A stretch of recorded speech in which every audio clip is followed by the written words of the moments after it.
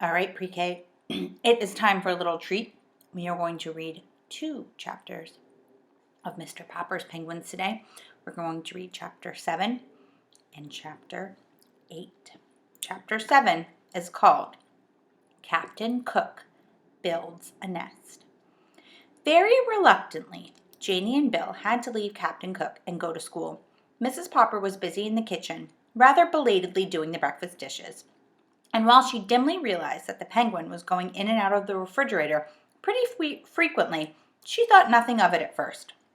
Meanwhile, Mr. Popper had abandoned his telephoning and was now busy shaving and making himself neat in honor of being the owner of such a splendid bird as Captain Cook. But the penguin, though thus neglected for the moment, was by no means idle. With the unusual excitement and having to go to the market earlier than normal, Mrs. Popper had not yet got around to straightening the house. She was an excellent housekeeper. Still, with 2 children like Janie and Bill, and a husband with such untidy ways, there was no denying the fact that she had to pick up the place rather frequently. Captain Cook was now attending to the picking up. Into the corners of every room he prowled and poked and pecked. With busy thoroughness into every closet he stared with white circled eyes under. And behind all the furniture he crowded his plump figure, with little subdued cries of curiosity, surprise, and pleasure. Each time he found what he seemed to be looking for. He picked it up in the black end of his red beak and carried it, waddling proudly on his wide pink feet, into the kitchen and into the icebox. At last it occurred to Mrs. Popper to wonder what on earth the busy bird was up to. When she looked, she could only scream to Mr. Popper to come quickly and see what Captain Cook had done. Mr. Popper, himself looking rather remarkable, as Mrs. Popper noticed later, joined her in staring with astonishment into the refrigerator. Captain Cook came up too and helped them look. "Ork, ork," he said with triumph. Mrs. Popper laughed and Mr. Popper gasped as they saw the result of Captain Cook's trips through the house.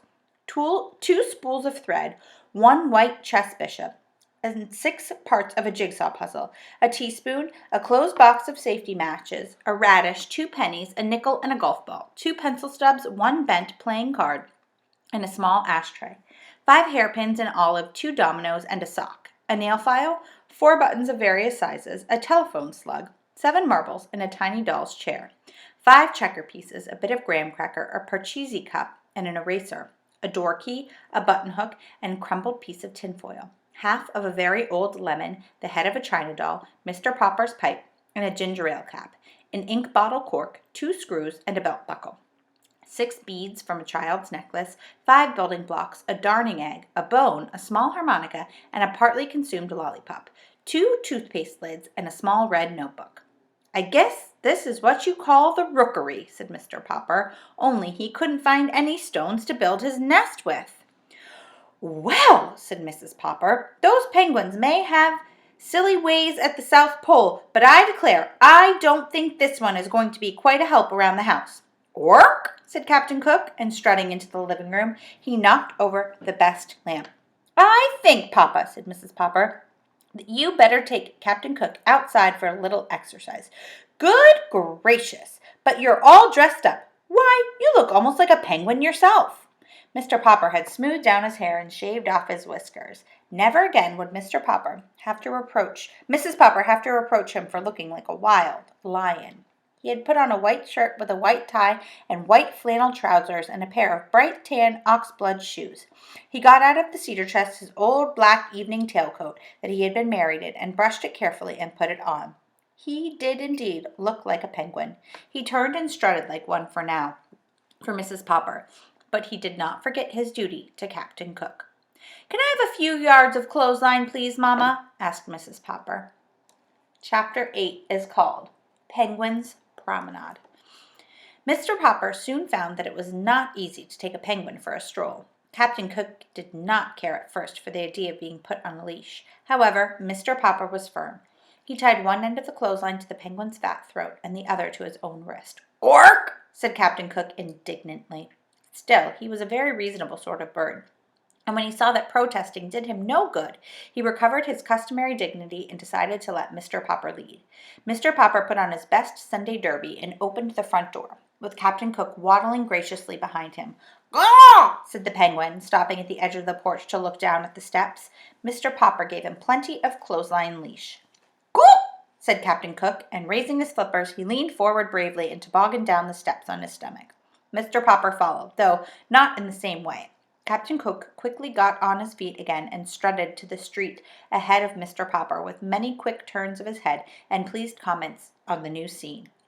Down Proudfoot Avenue came a neighbor of the Poppers, Mrs. Callahan, with her arms full of groceries. She stared in astonishment when she saw Captain Cook and Mr. Popper, looking like a large penguin himself in his black tailcoat. "Heavens have mercy on us!" she exclaimed as the bird began to investigate the striped stockings under her house dress. "It isn't an owl, and it isn't a goose." "It isn't," said Mr. Popper, tipping his Sunday derby. "It's an Antarctic penguin, Mrs. Callahan." "Get it away from me," said Mrs. Callahan to Captain Cook. "An anteater, is it?" "Not an anteater," explained Mr. Popper. "Antarctic. It was sent to me from the South Pole." "Take your South Pole goose away from me at once," said Mrs. Callahan. Mr. Popper politely agreed and pulled obediently at the clothesline while Captain Cook took part at picking Mrs. Callahan's striped stockings. "Heaven preserve us," said Mrs. Callahan. "I must stop in and see Mrs. Popper at once. I would never have believed it. I'll be going now." "So will I," said Mr. Popper as Captain Cook dragged him off down the street. Their next stop was at the drugstore of the corner of Proudfoot Avenue and Main Street. Here, Captain Cook insisted on looking over the window display, which consisted of several open packages of shiny white boric crystals. These he evidently mistook for polar snow, for he began to peck at the window vigorously. Suddenly, a car wheeled to the nearby curb with a shriek of its brakes, and two young men sprang out, one of them bearing a camera. "This must be it," said the first young man to the other. "It's them, all right," said the second young man. The cameraman set up his tripod on the sidewalk. By this time, a small crowd had gathered around, and the two men in white coats had even come out of the drugstore to watch. Captain Cook, however, was still too much interested in the window exhibits to be bothered to turn around. "You're Mr. Popper of 432 Proudfoot Avenue, aren't you?" asked the second man, pulling a notebook out of his pocket. "Yes," said Mr. Popper, realizing that his picture was about to be taken for the newspaper. The two young men had, as a matter of fact, heard about the strange bird from the policeman and had been on their way to the Popper house to get an interview when they saw Captain Cook. "Hey, Pelican, turn around and see the pretty birdie," said the photographer. "That's no pelican," said the other, who was a reporter. "Pelicans have a pouch in their bills." "I think it's a dodo, only dodos are extinct. This will make an elegant picture if I can get her to turn around." "It's a penguin," said Mr. Popper proudly. "Its name is Captain Cook." "Wook!" said the penguin, turning around now that they were talking about him. Spying the camera tripod, he walked over and examined it. He probably thinks it's a three-legged stork," said the photographer. "This bird of yours," said the reporter, "is it a he or a she? The public will want to know." Mr. Popper hesitated. "Well, I call it Captain Cook." "That makes it a he," said the reporter, writing rapidly in his notebook. Still curious, Captain Cook started walking around and around the tripod, till the clothesline, the penguin, Mr. Popper, and the tripod were all tangled up.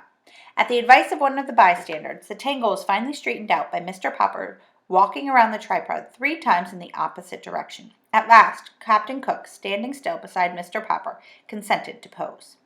Mr. Popper straightened his tie, and the cameraman snapped the picture. Captain Cook shut his eyes, and this was the way the picture appeared in all the newspapers.